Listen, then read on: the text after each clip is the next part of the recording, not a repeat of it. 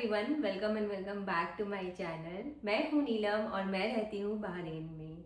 अभी हो रहा है आफ्टरनून का टाइम एंड मेरा ब्रेकफास्ट एंड लंच प्रिपरेशन सब हो चुका है। आजकल ना विवेक लंच लेकर जाता है, तो मैं मॉर्निंग में ही ब्रेकफास्ट के साथ ही लंच प्रिपेयर कर लेती हूँ। अभी उसका स्केड्यूल बहुत ज़्यादा हेक्टिक हो रखा है, तो उसके लिए पॉसिबल नहीं हो पाता है कि वो लंच में घर आए। एंड कभी कभी जब होता है ना कि ब्रेकफास्ट बनाने के साथ साथ लंच प्रिपेयर नहीं हो पाता है मॉर्निंग में, तो उस दिन वो बोलता है कि मैं लंच पे आ जाऊंगा, बट कभी कभी इतना ज़्यादा उसके पास काम आ जाता है ना कि वो लंच के लिए आ ही नहीं पाता है एंड उसे फिर बाहर खाना पड़ता है। एंड मैं बिल्कुल प्रेफर नहीं करती हूँ कि विवेक बाहर खाना खाए। तो आज मैं इस वीडियो को एक छोटा सा ऑर्गेनाइजेशन वीडियो बनाने वाली हूँ और साथ ही साथ में जो हम डिनर की प्रिपरेशन करेंगे वो आपके साथ शेयर करूंगी और साथ में एक कुकी की रेसिपी भी शेयर करूंगी। तो मैं आपके साथ जिस चीज़ का ऑर्गेनाइजेशन शेयर करने वाली हूँ ना, वो है ये किचन आइलैंड। जब हम इस घर में मूव हुए थे ना, तब हमें ये वाला कैबिनेट मिला था। ये खुलने से ना ये ऊपर वाला पोर्शन ना डाइनिंग टेबल की तरह बन जाता है, फिर आप चेयर साइड में लगा लो और उस पर बैठ के खा सकते हो। पर मैं हमने नोटिस किया ना कि अगर इसे रोज आप खोलोगे एंड बंद करोगे, क्योंकि एवरी टाइम मुझे नहीं अच्छा लगता है कि ये खुला हुआ पड़ा रहे एंड इसके अंदर में हम काफ़ी सारा स्टोरेज भी रखते हैं तो वो दिखता है। तो इसीलिए जब भी हम ब्रेकफास्ट करते थे उसके बाद इसे क्लोज कर देते थे, फिर लंच के लिए खोलते थे। तो बार बार खोलने से ना मुझे और विवेक को ऐसा फील हुआ ना कि ये बहुत जल्दी डैमेज हो जाएगा, तो इसीलिए हम इसे यूज़ नहीं करते हैं, हम सिर्फ इसे स्टोरेज के लिए यूज़ करते हैं। फिर हमने ना ये किचन आइलैंड परचेज़ किया था। यूजुअली बहरीन में सारे फ्लैट ना फर्निश्ड मिलते हैं, तो हमें भी ये मिला था ऑलरेडी। पर इस घर में ना डाइनिंग टेबल नहीं था, क्योंकि यहाँ पर लैंडलॉर्ड ने ये प्रोवाइड किया था। यूजुअली इस जो कॉम्प्लेक्स में जितने भी फ्लैट्स हैं ना, सब में डाइनिंग टेबल यहाँ पे प्रोवाइड किए हुए हैं, बट हमें नहीं दिया गया क्योंकि हमें ये कैबिनेट दिया गया था। तो हमने खुद से इन्वेस्ट करके ना ये किचन आइलैंड परचेज़ किया। तो इससे ना हमारे दो पर्पज़ सॉल्व हो गए। एक तो मैं इस पे जब कुकिंग करती हूँ तो मैं यहाँ पर काफ़ी चीज़ें रख सकती हूँ, प्लस हम यहाँ पे चेयर्स लगा के बैठ के आराम से खाना भी खा सकते हैं। यूजुअली इस टाइप के आइलैंड के लिए हमें हाई चेयर्स की ज़रूरत होती है, तो वो भी हम धीरे धीरे लेंगे। हम एक बार में सब चीज़ें नहीं ले रहे, धीरे धीरे करके एक एक घर के हिस्से को हम ऑर्गेनाइज कर रहे हैं।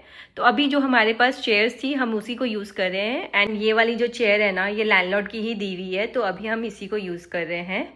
तो बाद में हम इसके लिए यहाँ पर दो हाई चेयर्स लेके आएंगे। तो यहाँ के लिए चेयर्स हम ऑलरेडी आइकिया में देख कर आए हुए हैं एंड हमने बैठ बैठ के भी चेक कर लिया, सब कुछ बहुत अच्छा था, कंफर्टेबल था। बट हम सब कुछ प्लान करके लेते हैं, ये नहीं कि एक बार में जाओ और सब कुछ शॉप कर लो, नहीं। ये अभी इतनी ज़्यादा रिक्वायरमेंट नहीं थी हमें, क्योंकि हमारे पास ऑलरेडी दो चेयर्स हैं। अब जब आगे ऐसा लगेगा कि नहीं रिक्वायरमेंट है, हाई चेयर्स चाहिए, तब हम लेंगे। क्योंकि अभी मुझे ऐसा लगता है ना, घर के बाकी हिस्सों में ज़्यादा रिक्वायरमेंट है, वो पहले मुझे कंप्लीट करना है, ये इतनी ज़्यादा इम्पोर्टेंट नहीं है। तो इसी तरह से मैं ऑर्गेनाइज करती हूँ। जो मुझे लगता है ना बहुत ज़्यादा इम्पोर्टेंट है, अभी पहला काम वो होना चाहिए, तो मैं वो पहले उसे ख़त्म करती हूँ। फिर जैसे जैसे लगता है ना कि अब सब हो गया है, अब इसे हम प्रायोरिटी दे सकते हैं, तब मैं फिर वो चीज़ करती हूँ। तो आज मैं इस किचन आइलैंड को ऑर्गेनाइज करूंगी एंड मैंने ये किचन आइलैंड इसी पर्पज से लिया था, क्योंकि एक तो यहाँ पर हम खाना खा सकते हैं बैठ के, प्लस विवेक को कभी जब अपना ऑफिस का काम करना होता है ना, तो वो आराम से यहाँ पे बैठ के कर सकता है। दूसरी चीज ये कि मेरे पास किचन में स्टोरेज बहुत कम है। जो फ्रिज के ऊपर आपको ये कैबिनेट दिख रहा है ना, ये ओपन नहीं होता है, ये सिर्फ शो के लिए है। एंड दूसरा जो कुक टॉप के ऊपर जो है वो ओपन होता है, बट वो बहुत छोटा है क्योंकि आधी जगह उसमें चिमनी ने ले ली है। और यहाँ पर आप दो स्टोरेज देख सकते हो, तो ऊपर में मैंने स्टोर करके रखा है, बट उसकी हाइट इतनी ज़्यादा है ना कि मेरा हाथ इजीली पहुँच नहीं पाता है। तो मैं वही सब सामान यहाँ रखती हूँ जो मुझे डेली में इतने ज़्यादा यूज़ नहीं होते हैं। एंड ये वाली जगह तो माइक्रोवेव में ले ली है। और यहाँ पर मेरे पास दो कैबिनेट है, तो ये दोनों में मैं स्टोर करती हूँ। प्लस यहाँ पर मेरे पास 3 ड्रॉअर है, ये 2 कैबिनेट है। तो एक में तो डिश वॉशर है और दूसरा जो है वहाँ मैं डस्टबिन रखती हूँ। तो डस्टबिन के साथ आप बहुत सारा सामान तो स्टोर नहीं कर सकते हो। और जो ये वाली कबर्ड है ना, इस पे भी मैं किचन का आइटम स्टोर करती हूँ। मैंने इस कबर्ड का जो ऑर्गेनाइजेशन वीडियो है वो आपके संग ऑलरेडी शेयर किया हुआ है। लिंक मैं आई बटन में दे दूंगी, तो आप जाकर वहाँ देख सकते हो। और जो ये किचन आइलैंड लेने का पर्पज़ था मेरा, वो है ये 2 रैक। तो यहाँ पर ना काफ़ी बड़े बड़े ये 2 रैक दिए हुए हैं जिसमें मैं अपने सारे डेली के सामान जो बड़े बड़े हैं वो यहाँ स्टोर कर सकती हूँ। इनफैक्ट छोटे मोटे सामान सारे मैं स्टोर करती हूँ, बट वो ऑर्गेनाइज वे में नहीं थे। मुझे ऐसा लगता था कि वो बहुत क्लटर्ड है, अगर मैं इन्हें ऑर्गेनाइज करूँगी ना तो काफ़ी ज़्यादा स्पेस निकल जाएगा। तो चलिए इस जगह को ऑर्गेनाइज करते हैं। तो मैंने ना यहाँ पर ये लाइनिंग लगा के रखी है ऑलरेडी। तो जब भी मैं कोई सामान निकालती थी ना यहाँ से, तो ये बार बार आगे आ जाती थी। तो पहले तो मैं इसे स्टिक करूंगी सो दैट कभी भी कोई सामान निकालूं तो ये बाहर ना निकले। तो मेरे पास ना ये इस टाइप का ना डबल साइडेड टेप है, तो ये मैं इसके दोनों साइड्स पे लगा दूंगी सो दैट जब भी कुछ मैं मूव करूं तो ये हिले ना। एंड मैं सामान रख के भी देख लूंगी कि ये हिल रहा है या नहीं। अगर हिल रहा है तो मैं थोड़े और टेप्स लगा दूंगी। तो वो वाले जो डबल साइडेड टेप था ना वो ठीक से काम नहीं कर रहे थे। मैंने जब ऊपर से उसे पिल किया तो वो पूरा का पूरा निकल जा रहा था। तो मेरे पास ना इस टाइप के भी हैं, तो ये मैं यहाँ पर बीच में लगा रही हूँ।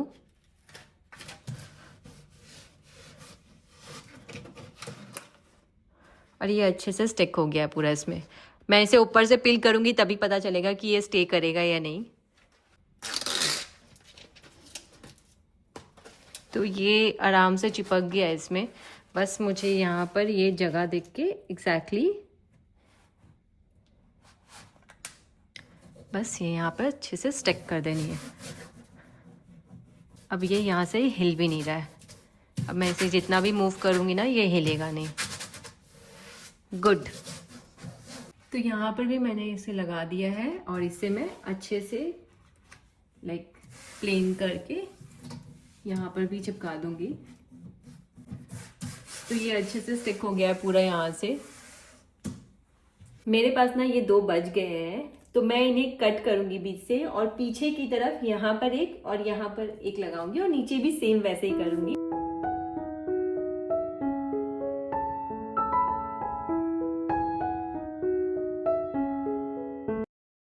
ये सारे जो डबल साइडेड टेप होते हैं ना ये सब मैं तेमू से लेती हूँ यहाँ पर, क्योंकि जैसे कि मैंने पहले भी आपको अपने वीडियोस में बताया है कि यहाँ पर अमेजन नहीं है और एक ही ऑनलाइन वेबसाइट है जो कि मैं यूज़ करती हूँ, दैट इज़ तेमू। ट्रेंडियल वगैरह बहुत रेयरली मैं यूज़ करती हूँ जब कोई आइटम तेमू पे अवेलेबल नहीं है या फिर उसका प्राइस थोड़ा ज़्यादा है, तभी मैं ट्रेंडियल यूज़ करती हूँ। Otherwise Temu is the only option which I am using. बहुत ही अच्छा ऑप्शन है, बहुत लाइक उनका जो रिटर्न पॉलिसी है वो सबसे बेस्ट है कि 90 डेज की पॉलिसी होती है, आप कभी भी रिटर्न कर सकते हो। बट एक ही चीज़ है कि आपको सारे सामान ना एक साथ ही रिटर्न करने हैं, बार बार रिटर्न नहीं कर सकते हो सेम पैकेज में से। अगर आपको बार बार रिटर्न करना है वो भी आप कर सकते हो।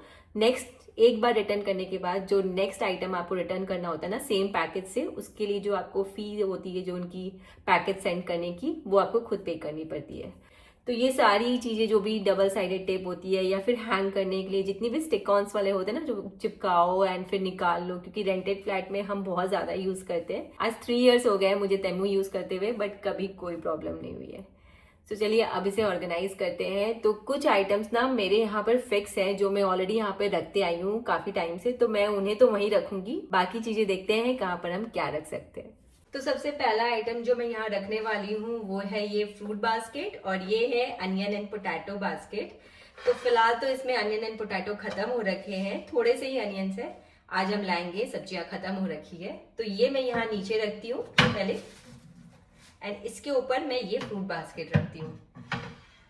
आप सोच रहे होगे कि बार बार जब भी अनियन निकालना हो या पोटैटो निकालना हो तो इसे हटाओ फिर निकालो, पर जिनके पास जगह नहीं होती है ना वो ऐसे ही रखते हैं, और जिनके पास जगह होती है वो यहाँ अनियन पोटैटो बास्केट रखेंगे, यहाँ फ्रूट बास्केट रखेंगे, आई मीन फैला फैला के रखेंगे। बट हमें स्पेस सेव करना होता है क्योंकि हमें काफी सारी चीजें इतनी सी जगह में लानी होती है, तो इसलिए हमें इसी तरह से ऑर्गेनाइज करना होता है। एंड मुझे कोई प्रॉब्लम नहीं होता, मैं जब से यहाँ आई हूँ इस घर में आई हूँ मैंने इसे इस तरह से ही रखा है, तो मेरे लिए इट्स कम्प्लीटली फाइन। तो मेरे पास 2 मिक्सर है, तो पहला जो मिक्सर है वो मैं इसे यहाँ पर साइड में रखूंगी, क्योंकि ये वाला जो मिक्सर है ना ये मुझे बहुत कम यूज में आता है, तो इसलिए मैं इसे साइड में रख रही हूँ। दूसरा मेरे पास ना ये स्टील वाला मिक्सर है, तो इसका एक जार तो अभी यहाँ पर है और दूसरा वाला जो जार है ना वो धोने में है, तो उसके लिए मैं स्पेस छोड़ दूंगी। फिलहाल अभी मैं ये एक ही जार यहाँ पे रखूंगी।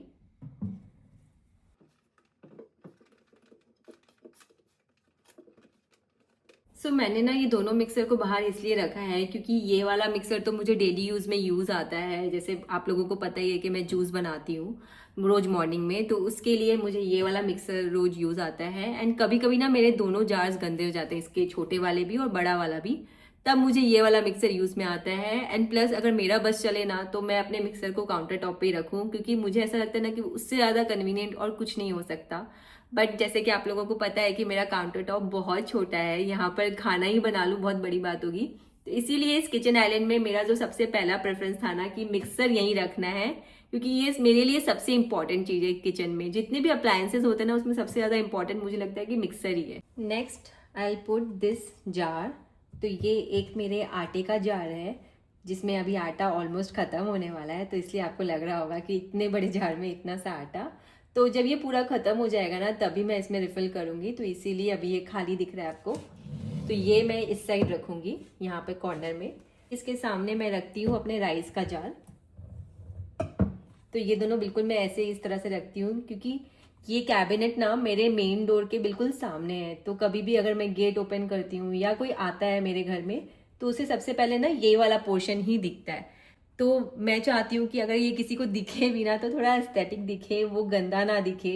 इसलिए मैंने ना ये दोनों जार सामने की तरफ रखे हैं और नीचे की तरफ ये फ्रूट बास्केट और ये वाला बास्केट रखा है, क्योंकि ये देखने में थोड़ा सुंदर है। तो मिक्सर जहाँ रखा है उसके ठीक नीचे वाले पोर्शन में मैं ये लगाऊंगी सेल्फ डिवाइडर। ये सेल्फ डिवाइडर आपने बहुत ज्यादा देखा हुआ होगा ऑलरेडी। जब मैंने अपना कबर्ड ऑर्गेनाइज किया था ना तो वो वीडियो में मैंने ये वाला शेल्फ डिवाइडर बहुत ज्यादा यूज किया है। सो ये जो किचन आइलैंड है ना इसकी जो हाइट है ना ये काफी अच्छी है। तो मिक्सर वगैरह की चलो हाइट अच्छी है, तो यहाँ पर मैं कुछ और नहीं लगा सकती। फ्रूट बास्केट के साथ भी आपने देखा होगा कि मैंने नीचे में वो अनियन एंड पोटैटो वाला बास्केट रखा था। तो इस जगह पे मैं जो चीज रखने जा रही हूँ ना उसको इतनी ज्यादा हाइट की जरूरत नहीं है, तो इसीलिए मैंने यहाँ पर ये डिवाइडर लगाया है, सो दैट ये पूरा स्पेस यहाँ पर यूज हो सके। किसी भी जगह को अगर आपको ऑर्गेनाइज करना है ना तो ये इंपॉर्टेंट है कि कोई भी जगह वेस्ट नहीं हो अगर आपके पास जगह की कमी है तो। सो इस डिवाइडर के ना साइड में मैं रखूंगी अपना ये चॉपिंग बोर्ड, क्योंकि ये आराम से बैलेंस हो जाएगा। प्लस जब मुझे यूज करना होता है तब यहाँ से निकालना मेरे लिए बहुत ईजी होता है। तो इस तरह से साइड में मैं इसे रख दूंगी। और मेरे पास ना ये एक बड़ा वाला चॉपिंग बोर्ड है और एक छोटा वाला चॉपिंग बोर्ड है, तो ये भी मैं यहीं पर साइड में रखती हूँ। ये 2 कोस्टर है जो कि मैं यहीं रखती हूँ। कभी भी किचन में कुछ इमीडिएटली गर्म रखना होता है तो वो मैं यहाँ से निकाल लेती हूँ। तो मेरे पास और एक शेल्फ डिवाइडर है, तो ये दोनों मैं यहाँ रखूंगी। और इस तरफ आएंगे मेरे सारे स्टील के बर्तन। तो ये वाला जो बर्तन है पूरा ये आराम से यहाँ पे चला जाएगा मेरा। और नीचे मैं इसे रख दूंगी। तो ये कैप इसकी ये उठी हुई है, तो इसे हम इस तरह से रखेंगे। इस वाले शेल्फ डिवाइडर के नीचे मैं रखूंगी ये कुकर। कुकर भी मुझे बहुत ज़्यादा यूज़ में नहीं आता है, क्योंकि मैं इसे कभी कभी यूज़ करती हूँ और कभी कभी अपना इंस्टेंट पॉट यूज़ करती हूँ। और मुझे ना कुकर मैं ऐसे यूज़ करती हूँ कि मुझे जितनी भी चीज़ें बॉईल करनी है ना पूरे वीक की, तो वैसे भी तो मैं मील प्लानिंग करके ही चलती हूँ।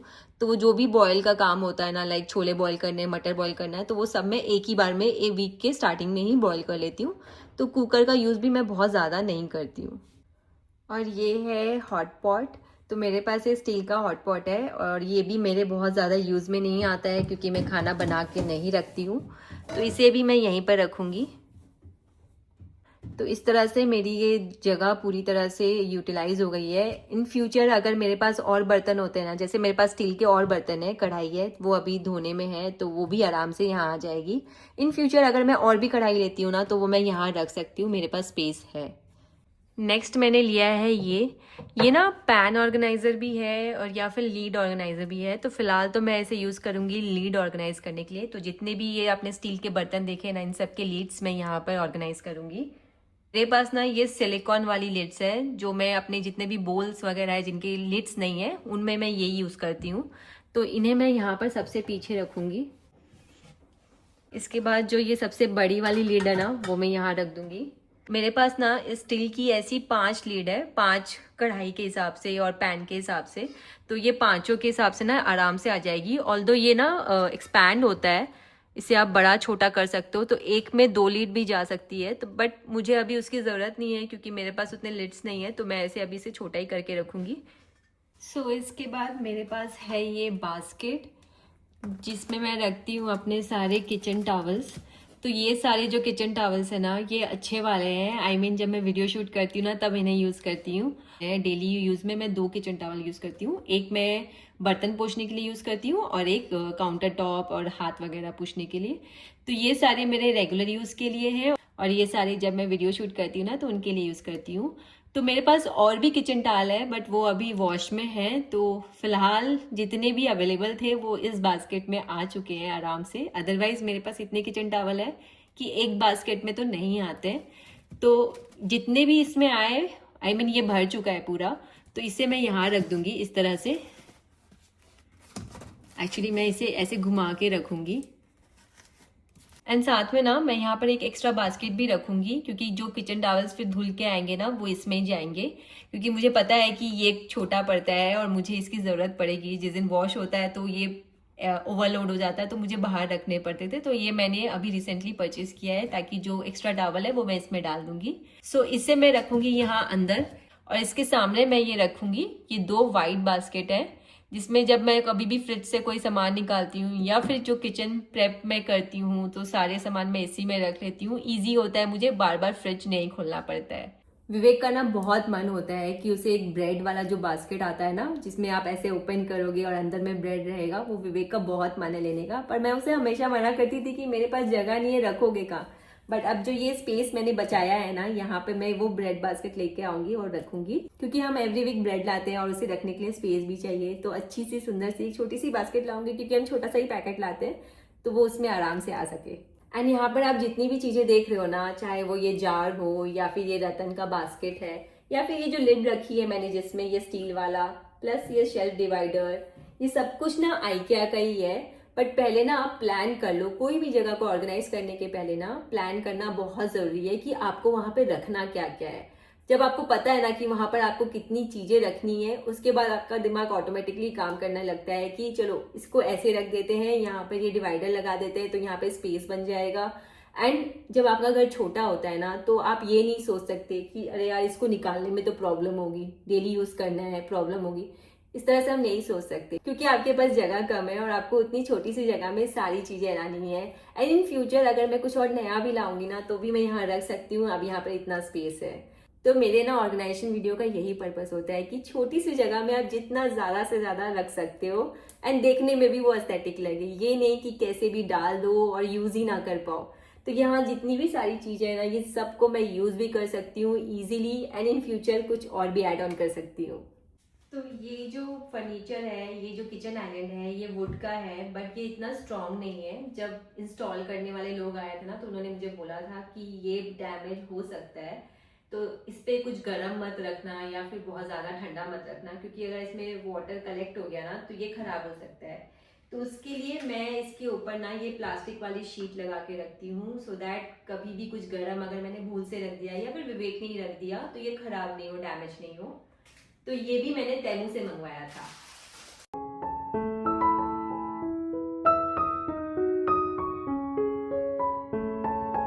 और इसके ऊपर मैं डाल देती हूँ ये टेबल क्लॉथ। आप मेरे मैक्सिमम वीडियो में यही टेबल क्लॉथ देखते हो, तो आपको लगता है यार क्या है ये, एक ही टेबल क्लॉथ यूज करती है। बट मैं रेगुलर यूज में यही यूज करती हूँ, क्योंकि मुझे पता है ये गंदा होने वाला है, तो इसे धो यूज करो। बट कुछ ओकेजन होता है, कुछ स्पेशल ओकेजन होता है, तो मैं ये चेंज कर देती हूँ। तो फिलहाल अभी मैं इसी को डाल रही हूँ। और ये प्लास्टिक शीट डाली हुई है, तो इसीलिए मैं ये डाल रही हूँ। अगर ये प्लास्टिक शीट में नहीं डालती ना, तो ये अपने आप ही इसका वुडन लुक बहुत अच्छा लगता है। तो कभी अगर मेरा दिल करता है, तो मैं ये रिमूव करके ना सिर्फ एक रनर डाल देती हूँ और इसे अच्छे से डेकोरेट कर लेती हूँ। पर टेबल क्लॉथ डालने से ना मुझे ऐसा फील होता है कि मेरे घर में ना सब वाइट वाइट बहुत ज्यादा है, एंड कुछ भी यहाँ पे कलरफुल डालने से ना घर का पूरा लुक ही चेंज हो जाता है।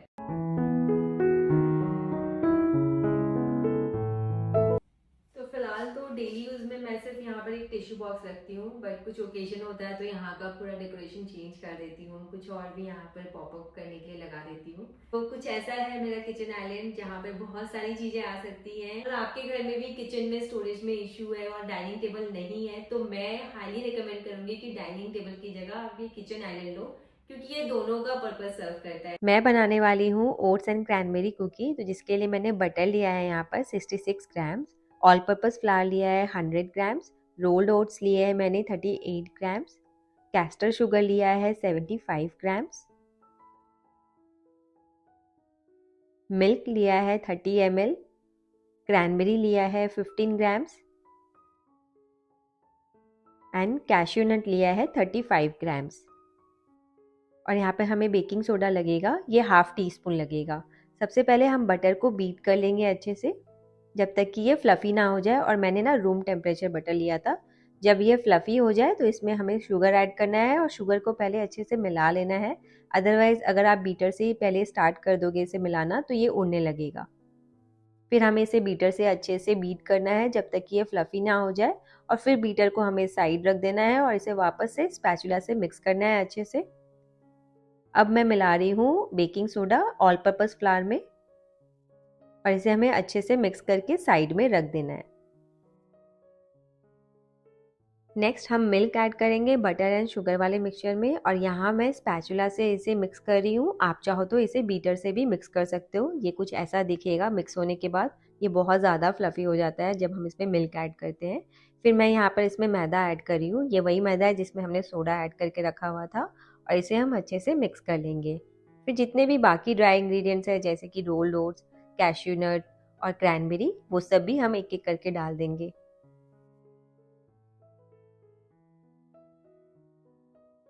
और इसे अच्छे से मिक्स करना है। मैं यहाँ हाथों से मिक्स कर रही हूँ क्योंकि मैं उसी में कंफर्टेबल हूँ। आप चाहो तो स्पैचुला से भी मिक्स कर सकते हो।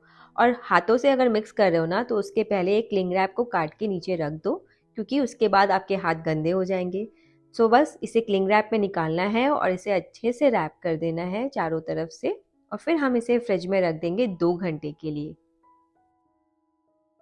फ्रिज में रखना है, फ्रीज़र में नहीं रखना है। 2 घंटे बाद हम इसे निकालेंगे और मैंने ना यहाँ पे 2 बटर पेपर लिए हैं और इन दोनों बटर पेपर के बीच में मैं इसे रख कर इसे अच्छे से रोल करूँगी। आप बेलन से भी इसे रोल कर सकते हो बट मेरे पास ये इस टाइप का बेलन था जिससे हम कुकी वगैरह बनाते हैं, तो मैं इसी से कर रही हूँ। थिकनेस मैं आपको आगे दिखाती हूँ कि कितनी रखनी है। और जिस तरह से मैं कर रही हूँ ना, अगर आप यही टेक्निक फॉलो करोगे ना तो ये चारों तरफ से ना इक्वल मिलता है। एक तरफ से मोटा एक तरफ से पतला नहीं होता है। फिर कोई भी साइज़ का कुकी कटर लेना और इसे कट कर लेना। ध्यान रखना कि बटर बहुत ज़्यादा हार्ड नहीं हो जाए। अगर बटर बहुत ज़्यादा हार्ड हो जाता है ना तो जब आप उसे बेलते हो ना तो वो टूटने लगता है। और यहाँ पर मैं आपको कुकी की थिकनेस दिखा रही हूँ। आप चाहो तो इससे भी ज़्यादा मोटा या पतला कर सकते हो। अगर आप मोटा कर रहे हो तो आपको टेम्परेचर और कम करना पड़ेगा अपने ओटीजी का। तो यहाँ मैंने सारी कुकीज़ बना ली हैं और अब इसे मैं फ्रिज में रख दूँगी। जब तक ये फ्रिज में रेस्ट करेगी ना तब तक मैं अवन को प्री हीट करने के लिए रख दूँगी। तो मैंने यहाँ 160 डिग्री सेंटीग्रेड पर 15 मिनट के लिए फ़ैन मोड पे अपने अवन को सेट किया है। प्रीहीट होने के बाद मैंने अपने अवन में आधे घंटे का टाइमिंग सेट किया है बट मेरी कुकीज़ को बेक होने में 20 मिनट्स ही लगे थे क्योंकि मेरी कुकी की थिकनेस इतनी ज़्यादा नहीं थी। तो 20 मिनट्स में ये परफेक्टली बेक होके निकल गए और आपको तब पता चल जाएगा जब इस कुकी का कलर ना कुछ इस तरह से आ जाए।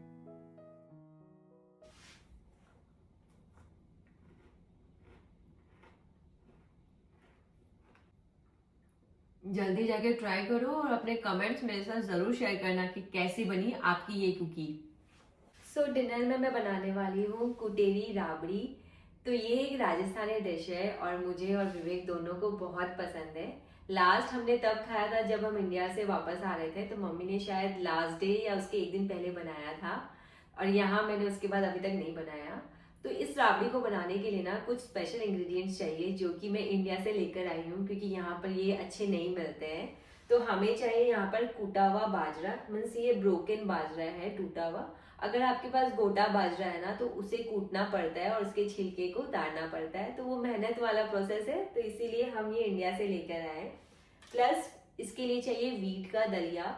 एंड वीट का दलिया यहाँ पर बहुत अच्छा नहीं मिलता है। जो कुटेरी रावड़ी में जो टेस्ट आता है ना इंडिया में, वो मैंने यहाँ पर जब बनाया था ना यहाँ का बाजरा लेकर दलिया लेकर, वो सेम टेस्ट नहीं आया था। तो इसलिए मैं दलिया भी इस बार इंडिया से लेके आई हूँ स्पेशली इस रेसिपी के लिए। एंड लगता है हमें चावल, तो चावल ना यहाँ पर मैंने गोविंद भोग लिया है। हमें इस रेसिपी में वो चावल लेना है जो पूरी तरह से मशी हो जाए, लाइक चावल दिखे ही नहीं, उसका कोई दाना दिखे ही नहीं, वो पूरा मैश हो जाए। तो इसलिए मैंने गोविंद भोग लिया है, क्योंकि गोविंद भोग जब आप सिजाते हो ना कुकर में तो ये पूरी तरह से मैश हो जाता है। तो ये 3 चीजें चाहिए हमें यहाँ पर इस रेसिपी में, प्लस दही चाहिए और पानी चाहिए। तो चलिए स्टार्ट करते हैं बनाना। और इस रेसिपी को देखकर आप मुझे ये जरूर बताना कि आपके यहाँ इसे क्या बुलाते हैं। हमारे यहाँ तो कुटीरी राबड़ी बुलाते हैं, आप जरूर बताना नाम कमेंट सेक्शन में। तो मैंने ना एक कटोरी ली है मेजरमेंट के लिए। आपके घर में जो भी कटोरी अवेलेबल हो आप वो ले लेना। तो इस कटोरी में ही मैं तीनों चीज़ मेजर करूँगी और दही और पानी को भी मेजर करूँगी। तो मैंने ना चावल इस कटोरी में, लाइक अगर मैं कटोरी भर के बाजरा लेती हूँ और हाफ कटोरी दलिया लूँगी, तो चावल एकदम उसके भी नीचे लूँगी। मतलब थोड़ा सा लेना है, हमें सिर्फ क्रीमीनेस लानी है इस कुटेरी रावड़ी में, तो इसलिए हम चावल लेंगे। तो मैंने सिर्फ ज़रा सा चावल लिया है यहाँ पर, ज़्यादा चावल नहीं लिया है। सिर्फ चावल को हमें वॉश करना है, बाकी दोनों चीज़ें हमें वॉश नहीं करनी है। और ये दोनों चीज़ें पैकेट में इसलिए है क्योंकि ये फ्रिज में रहता है, क्योंकि मुझे इसे पूरे साल यूज़ करना है, तो इसे मैं फ्रिज में रखती हूँ। और ये बाजरा कुछ ऐसा दिखता है, मैं आपको निकाल कर दिखाती हूँ। तो ये मैंने बोल भर के ले लिया है और ये ना पूरा टूटा हुआ है, आप देख रहे हो। अगर गोटा बाजरा देखोगे तो थोड़ा मोटा होता है और ये पूरा टूटा हुआ बाजरा है। हाफ कप मैं लूँगी वीट दलिया। राजस्थान में ना इसे पूरा बाजरा से ही बनाते हैं, बट मम्मी इसे बाजरा दलिया और चावल मिला के बनाती है, तो मैं वही रेसिपी सेम फॉलो कर रही हूँ। बोल में मैं बाजरा डाल दूंगी पहले, फिर दलिया डाल दूंगी और चावल को मैं वॉश करके डालूंगी। सो चावल को मैं इसमें डाल दे रही हूँ। हमें इसे सोक नहीं करना है, जस्ट इसमें मिला देना है। तो बस ये तीनों चीज़ें मिल गई है। अब हम प्रिपेयर करेंगे दही। तो मैंने वही सेम बोल लिया है, इस सेम बोल को भर के मैं यहाँ दही निकालूंगी। क्योंकि यहाँ पर दही खट्टी नहीं होती है, तो इसलिए मैंने ये बोल पूरा भर के लूँगी। अगर आपके यहाँ दही खट्टी आती है ना, तो आप पूरा बोल भर के मत लेना, आधा लेना और बाकी का पानी लेना है हमें।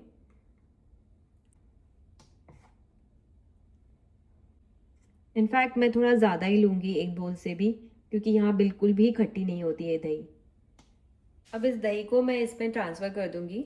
तो हमें जो पानी की क्वांटिटी चाहिए ना, इतने पूरे दलिये में, बाजरे में और चावल में टोटल हमें 7 कटोरी पानी चाहिए। मतलब ये जो कटोरी हमने ली है जिससे हमने सारे मेजरमेंट किए हैं, सेम कटोरी से हमें 7 कटोरी पानी डालना है।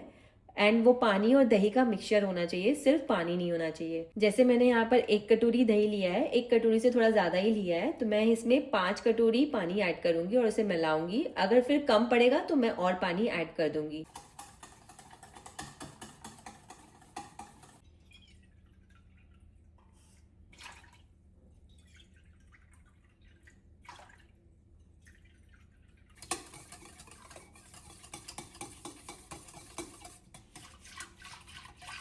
आज ही मैंने आपको वीडियो में बोला कि कुकर मुझे ज़्यादा यूज़ नहीं आता है, और आज ही इवनिंग में मैं कुकर यूज़ कर रही हूँ, तो कभी कभी आ जाता है यूज़ बीच बीच में। सो इस कुकर में हम डालेंगे ये दही वाला मिक्सचर। तो मैं इसे कटोरी से मेजर कर करके डालूंगी, बट पहले हम ये दलिया एंड बाजरा एंड चावल वाला मिक्सचर कुकर में डाल देंगे। चलिए साथ में काउंट करते हैं। 1 2 3 4, क्या ये होगा? 5 6, 1 कप कम ही रह गया। तो मैंने ना यहाँ पे 4 कटोरी पानी डाली थी, तो मुझे 5 कटोरी पानी डालना चाहिए था। मैंने कम डाला, सेफ साइड की ज्यादा ना हो जाए, बट अच्छा था। अब मैं ऊपर से 1 कटोरी पानी इसमें और ऐड कर दूंगी।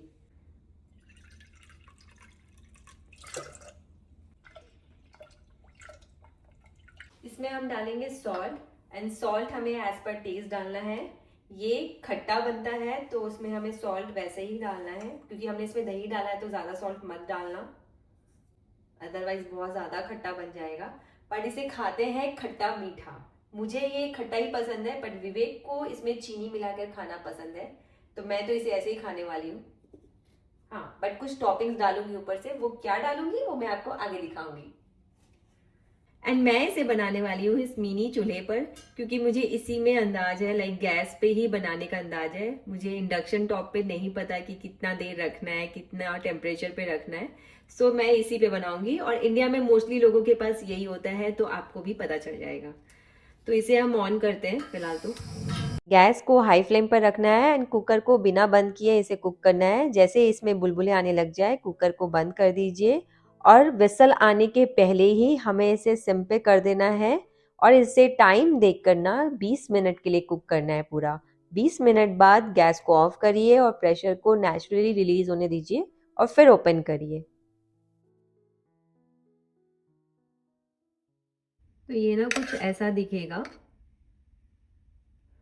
पूरा क्रीमी रहेगा एंड थोड़ा सा हल्का सा लिक्विड रहेगा, क्योंकि ये थोड़ा सा रनी रहता है इस तरह से। एंड इसे गर्मा गर्म खाना होता है, बहुत मज़ा आता है ये खाने में। एंड इनफैक्ट विंटर में ना लोग ये बहुत खाते हैं राजस्थान में।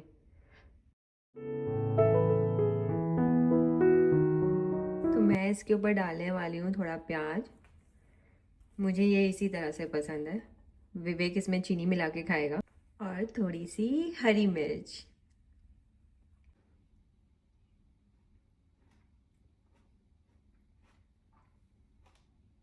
बहुत ही यम्मी बना है। मैं जा रही हूँ खाने, आप जाओ बनाओ और खाओ। और इसी नोट पे मैं ये वीडियो भी एंड कर रही हूँ। अगर वीडियो पसंद आए तो पता ही आपको क्या करना है। तो मिलती हूँ आपसे नेक्स्ट वीडियो में। बाय।